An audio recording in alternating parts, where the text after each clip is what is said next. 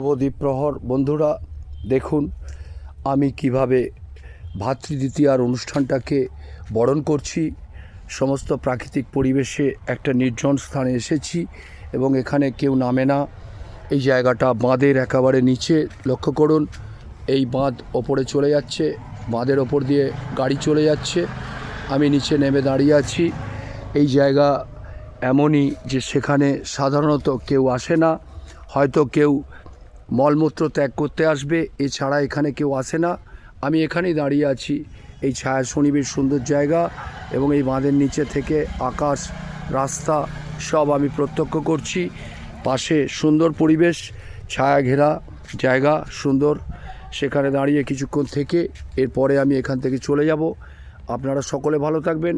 আপনারা নানা অনুষ্ঠানের মধ্যে দিয়ে নিজেরা সুরক্ষিত থাকুন, আনন্দিত থাকুন। আমার শুভেচ্ছা রইল। ধন্যবাদ।